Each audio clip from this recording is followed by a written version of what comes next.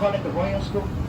Because back in the day, only the royal family children could go to the school. You have to be part of the royal family.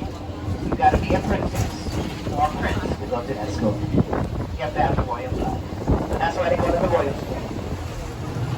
Anybody go to the Boston Botanical Garden today? Oh, you guys back there? Okay. So it's not like $5 admission. This is where they had a lot of wooden buildings. A lot of the buildings made out of wood. And this is where the plague was spreading the most. So they evacuated this block here, they set the buildings on fire. That same day, the winds kicked up in the poly. And you know what happens when you blow the fire, right? You're fueling the fire to get bigger. So the wind was coming up from the poly and was blowing the flames across the street, which the other buildings across the street started to catch fire, and almost the whole Chinatown burned all the way down to the ground. The only right over here, one of the popular restaurants called Pig and a Lady. These guys also pretty good. They own 2 restaurants though, yeah? They got one over here in Chinatown and one at Ward. I'll show you the other one, but they gave it to the Waikiki area. So this Chinatown area was actually also known as the Red Light District. You guys all know what is that, right? The Red Light District, right? That was in the early 1900s. So the Red Light District, they had a lot of bars, brothels over here. They had all that stuff over here back in the 1900s, late 1930s. Right over here to the left is the theater.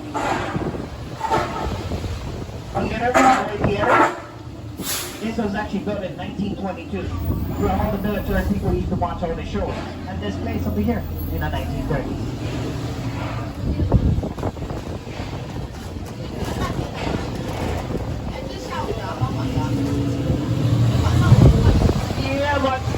But I know he's from Hawaii. And then you walk up to the 3rd floor. Yeah? So that's how they used to get to the brothels back in the day.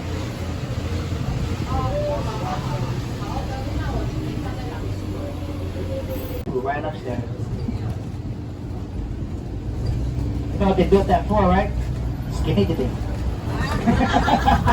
Aloha!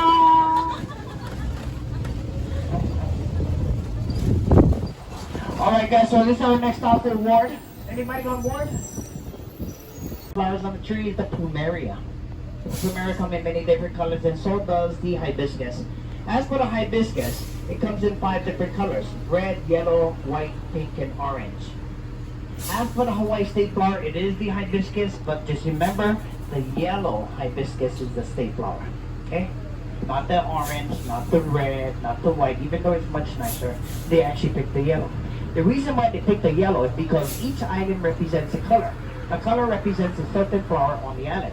But since this island of Oahu is the capital of Hawaii, this island color is actually yellow, and they picked the yellow hibiscus to be the Hawaii state flower. That's why you notice our fire trucks here in Waikiki, when they're going by, you notice it's yellow too? We got yellow fire trucks because yellow is the state color. So now you can know why we got yellow fire trucks here in Hawaii. Represents a certain flower on the island. Now as for the plumeria, it is one of the most popular flowers here in Hawaii. They smell really good. But also a lot of locals like to make the beautiful graduation or celebration leis out of the plumeria. The reason why behind that is because the plumeria lasts longer than other flowers. Other flowers wither within 30 minutes, while the plumeria lasts almost a whole day.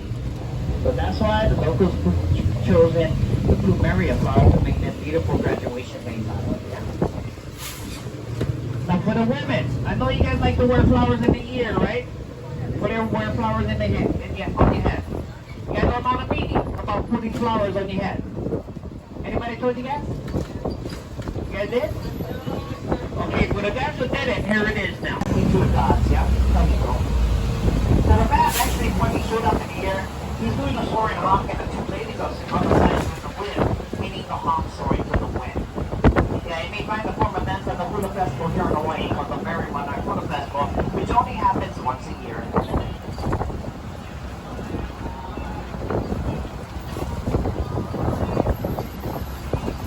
On the left side over here, we got the beautiful mural.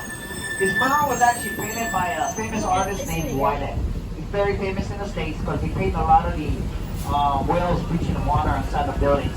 So he actually painted this one over 20 years ago.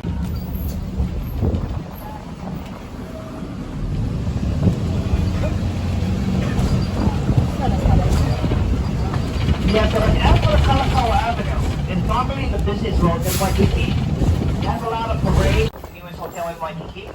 Off the side of the Ritz-Carlton here is one of my favorite restaurants. Kind of like a hidden restaurant in Waikiki. It looks like an ABC store though.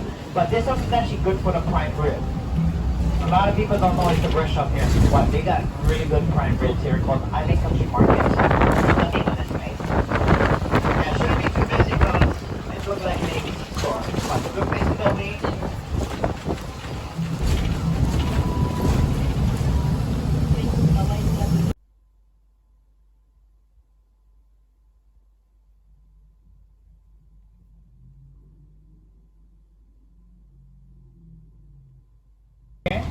Take some pictures over there.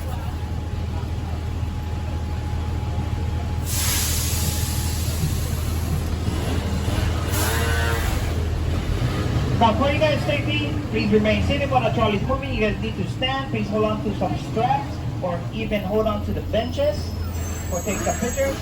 Also, try not to stick any body parts outside of the trolley. You got close to a lot of vehicles to Chinatown and downtown area. Other than that, just sit back and relax and listen to the stories I tell as you go through the routes. So I hope you guys ready for some history, but also I show you some places to go shopping and all like that. Some good local restaurants, much more cheaper than this place, guaranteed. Okay? But I show you the places where I go. Now we're gonna start off here in Waikiki. It's called the Royal Hawaiian Shopping Center. This shopping center was built in 1957. But anytime you guys go shopping here, you're supporting a school here in Hawaii called the Kamehameha Schools.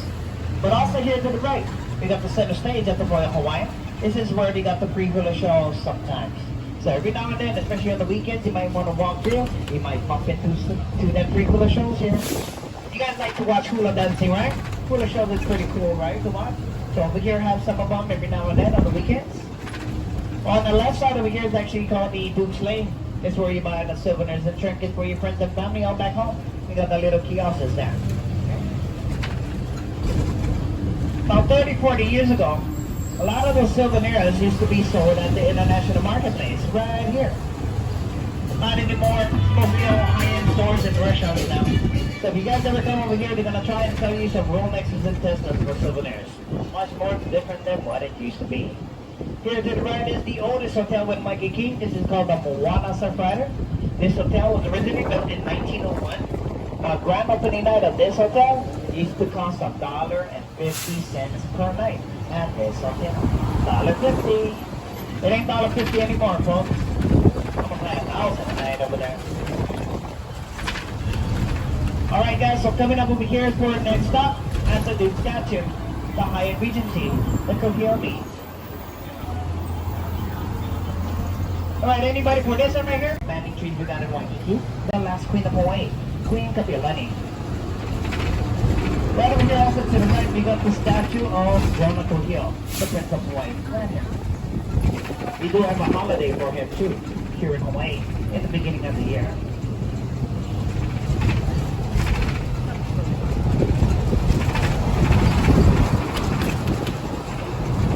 Now at the end of the road is actually the big park up ahead, the big Kapiolani Park. It's actually named after the last Queen of Hawaii, Queen Kapiolani.